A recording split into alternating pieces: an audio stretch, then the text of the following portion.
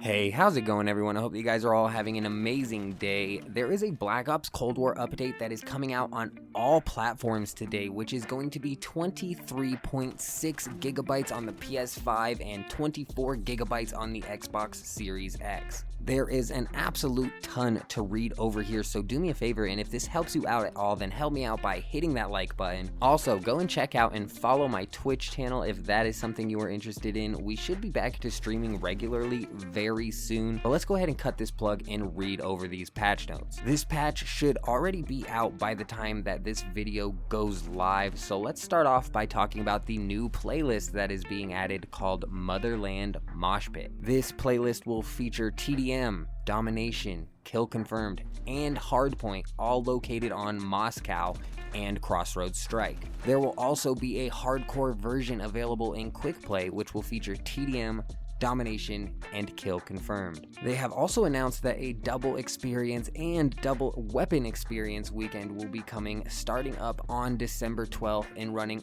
all the way through to the start of Season 1. And they are also coming out with 2 free bundles available from now until the start of Season 1. The first being called Field Research, which includes an epic operator skin, an epic SMG blueprint, an epic reticle, an epic calling card, and 1 rare weapon charm. The second one being called Certified Bundle, which will include an epic operator skin, a rare assault rifle, an epic reticle, and an epic weapon charm. Let's move on though and start reading off the changes that they have made. There are an absolute ton here, so I'm just going to try and read through these as quickly as possible, starting off with the global changes. When it comes to stability, they have added crash fixes related to ray tracing on next-gen consoles, and they have also made some general stability improvements. As for progression, they have addressed an issue where prestige levels and prestige icons could display inaccurately in the lobby menus. They have also addressed an issue where the prestige 1 icon could display in the place of commander rank icon in the after action report. As for the UI, they have addressed multiple issues for breadcrumbs appearing incorrectly throughout the lobby menus, and they have also addressed an issue where the reward animation would sometimes appear corrupted in the after action report. Moving on to some changes that they have made on the multiplayer side of things, starting off talking about progression and camos in specific. They have addressed an issue where mastery camos were not progressing properly for some players despite being earned. They also reduced the number of kills without dying from 3 to 2 for launcher and M79 camo challenges. Now let's move on and talk about game mode changes, starting off with Hardpoint on the map Checkmate. They have adjusted the spawns for zones 1, 3, and 4, and they also resolved an issue where the hardpoint could be captured behind a crate on Zone 4. On the map Garrison, Zone 1 has been adjusted to provide more balanced cover for both of the teams. They also adjusted the spawns for Zones 2 and 3. On the map Crossroads Strike, they have adjusted the spawns for all of the hardpoint zones, and they moved Zone 4 to the adjacent tents to provide more opportunities for the attacking team. And finally, for the map Moscow, they removed the spawns near the back statue for Zone 3. Moving on to the control game mode on Moscow, they have adjusted attacker spawns to reduce travel time to objectives. They have also added additional attacker spawns closer to the middle of the map when B has been captured. On the map Miami, they have adjusted attacker spawns to reduce travel time to objectives, and on the map Checkmate, they have done the same thing. Moving on to some Fireteam Dirty Bomb changes. Starting off with some gameplay changes, they have reduced the protection time to reduce the frequency of protection nullifying explosives for extended periods of time. They have also addressed an issue where players could collide when redeploying from a squad wipe, and they also have addressed an issue where players could not land on each other and die if they waited until they were auto-deployed during infill. They also addressed an issue where players could get stuck by mantling in certain spots on Alpine. Also, they addressed an issue where containers could spawn inside of objects. Moving on to some score streak changes for Dirty bomb, they reduced spawn rates of gunship, chopper gunner, and the VTOL escort, and they also addressed an issue where the cruise missile HUD effects could be seen in the redeploy menu. Moving on to some vehicle changes, they have addressed an issue where the Hind could exit the playable space in Alpine. The Hind? I'm not sure how to pronounce that. I'm not even sure what that is. Moving on to some HUD changes, they have addressed an issue where dust and threat perception effects could display on the overhead camera. Also, when it comes to party invites, they have addressed an issue with the party invites in Fireteam. Doesn't say what issue specifically, just an issue. Moving on to the combined arms playlist, they have adjusted the interact radius on mounted turrets so that they are easier to get onto. Also in custom games, they have added the option in custom games score streak settings for score reset on death and score streak death penalty, allowing players to set the percentage of score lost on death from 0% to 100%, all the score lost on death, essentially how we used to run Call of Duty. And finally, talking about some round-based modes, they have addressed an issue where players could be kicked for inactivity while spectating in round-based modes. Let's move on and talk about some weapons changes that are coming, starting off with visuals. They have added polish to the visual kickback when hip firing weapons. Moving on to the Hauer 77, they have addressed an animation issue with the Hauer 77 when firing the last shot while you are aiming down sights. Moving on to launchers, they have addressed an issue where launchers could lock onto stationary turrets in combined arms. And finally, with optics, they have addressed an issue that could prevent thermal scopes from showing a thermal overlay while you are riding a vehicle. Let's move on and talk about some score streak changes, starting off with the care package. The care package explosion will no longer cause damage to teammates in hardcore mode. And they also addressed an issue that could cause the care package to go through the roof in Checkmate. Moving on to the combat bow, they have addressed an issue where the tactical mask icon would incorrectly display when damaging enemies with the combat bow. Moving on to the cruise missile, they have addressed an issue where damaging a cruise missile would not display a hit marker. Moving on to the VTOL escort, they have addressed an issue with the VTOL escort camera when it would be destroyed from going out of bounds. Finally, talking about the chopper gunner, the chopper gunner will now follow its correct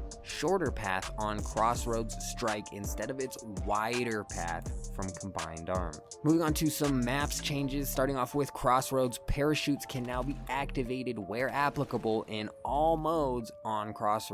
And they also added a unique 6 vs 6 intermission camera on Crossroads Strike. Moving on to the Armada map, parachutes can now be activated where applicable in all modes in Armada. Moving on to the Garrison map, they have addressed an issue where one of the explosive barrels would never detonate in Garrison.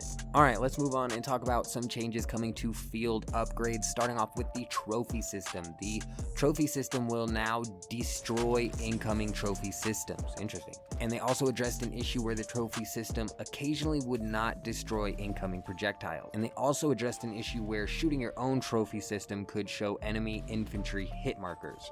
Moving on to the assault pack field upgrade, the assault pack will now be destroyed if an enemy uses it. And finally, moving on to the field mic field upgrade, they have addressed an issue where a player could earn double score events if 2 field mics were overlapping. Moving on, let's talk about vehicles, and in general, they have added a new helicopter aiming mode option.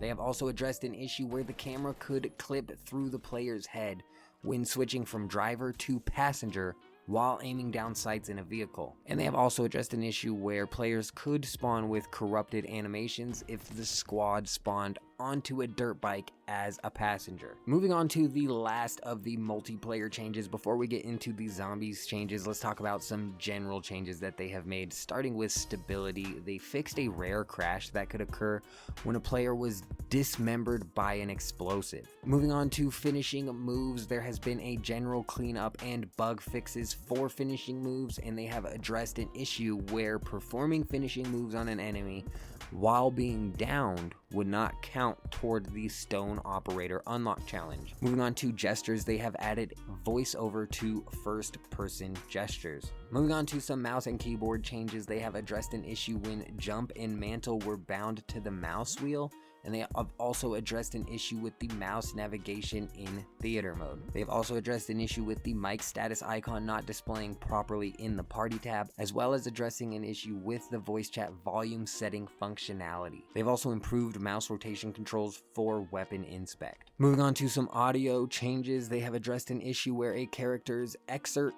audio for a weapon melee could be delayed. And finally, some miscellaneous changes. They also addressed an issue where players were not immediately killed when being downed while in the water. Finally, let's move on to some zombies changes. There is still a lot here, but not as much as we just went over, so we are more than halfway through this video, but we are moving into the zombies section. So if you are a multiplayer only person, there is really no need for you to stick around, but let's first talk about some general changes. They have addressed an issue causing progress on the Trapper challenge to get stuck at 255. They have also addressed an issue that caused incorrect mastery camo progression information to display. They've addressed an issue where incorrect prestige icons could display in zombies menus, and they also addressed an issue that sometimes caused the player's primary weapon camo to appear on a knife equipped as a secondary weapon. Moving on to some combat record changes, they have addressed an issue with incorrect engagement range data for some weapons in zombies, and also killing blows will now register properly for zombies in combat record. Also, elite eliminations will now be registering properly for zombies in the combat record. Moving on to some UI changes, they have addressed issues with the text overlapping or extending outside the panel in the intel menus. They have also addressed an issue with the 3D models not properly orienting in the intel menus. They also addressed an issue where additional create a class slots were not appearing in the zombies lobby on the PlayStation platform. Moving on to Die Maschine itself, some stability changes. They have added various stability fixes, that's all it says, and some intel changes. They have added new Season 1 intel to discover in Die Maschine. Oh, that's cool. That's interesting right there. I am terrible at finding the new stuff inside of zombies. I don't know what it is. I suck at finding the Easter eggs personally myself. So there's no way that I'll figure out what this intel is. But let me know down in the comments if you happen to be one of those people who figures this out right away. But let's move on and talk about gameplay. They have closed various exploit areas and addressed an issue that sometimes caused zombies to get stuck inside of a spawn location. They have addressed an issue that caused zombies to incorrectly use their range attack in specific locations, and addressed an issue that can cause zombies to path incorrectly when decoys were used in specific locations. They have addressed an issue that caused the incorrect floor of the minimap from appearing after spectating, and they addressed an issue that caused shadows to appear incorrectly on a quest character when viewed with a flashlight. Moving on to some weapon changes, they have addressed an issue that caused ammo to be incorrectly deducted from the DIE Electro Bolt while using Aether Shroud. They also addressed an issue that caused the incorrect weapon rarity to appear for the player's weapon after respawning. They have also addressed an issue that caused the duplication of weapons using the arsenal under specific circumstances. Moving on to some changes with trials, they have addressed an issue that caused take damage and recover health trial from granting progress when recovering the bonus health granted by Juggernaut. They have also addressed an issue that prevented a specific trial from getting a reward. Interesting. Moving on to some mystery box changes, they addressed an issue that prevented some weapons from appearing in the cycle animation when using the mystery box. Moving on to the main quest, they addressed a rare issue that could cause the main quest to stop progressing at the decontamination step. Moving on to some ping changes, they have addressed an issue that caused incorrect icons to display when pinging certain weapons, and some audio changes are that they addressed an issue that could prevent certain voiceover lines from playing. Finally, some UI changes that they have made, they have addressed an issue that could occur where the pause menu couldn't be closed when interacting with the arsenal, and addressed an issue that caused a mix of visual effects from different ammo mods to display when navigating in the skills menu. Moving on to Dead Ops Arcade, we have some stability fixes, and all they say is that they added various stability fixes, so let me know down in the comments if you guys play this and it feels more stable. But moving on to some gameplay, they added a Room of Judgment event, as well as they added various enemy AI tuning changes, and they added various weapon tuning changes. In general, they added host migration to Dead Ops Arcade and added options to turn off various UI elements and features. Moving on to Onslaught for you PS4 and PS5 players. Apparently for Intel, they added a new Season 1 intel to discover in Onslaught, and for gameplay, they have added various enemy pathing fixes, as well as addressed a rare issue that could cause a redundant perk to be granted from power-ups. Finally, very last on the list, we have just some quick PC changes, starting with stability, which says that they added various stability fixes and moves down to general, which means that they addressed an issue with text wrapping in windowed mode, as well as they addressed an issue that could cause the blurry screen with the NVIDIA Ansel when using a sniper scope. Well, that was a complete and total mouthful, let me tell you. I've been sitting here recording into this microphone for well over 20 minutes reading this all off. Let me know down in the comments if you are still here. Comment like made it or something. I always appreciate and like to see who ends up making it to the end of my videos. Also, I'm not surprised with the bulk amount of changes that they are coming out with, especially because as of today, we are now only 8 days away from Season 1 and the Warzone Cold War integration. So let me know down in the comments if you guys are excited to jump into some Warzone with some Cold War weapons, and how exactly you guys think that'll all play out. Also, be sure to subscribe to the channel. I will keep you guys updated on anything else that comes out. Other than that, I hope you all have an amazing day. I'm out.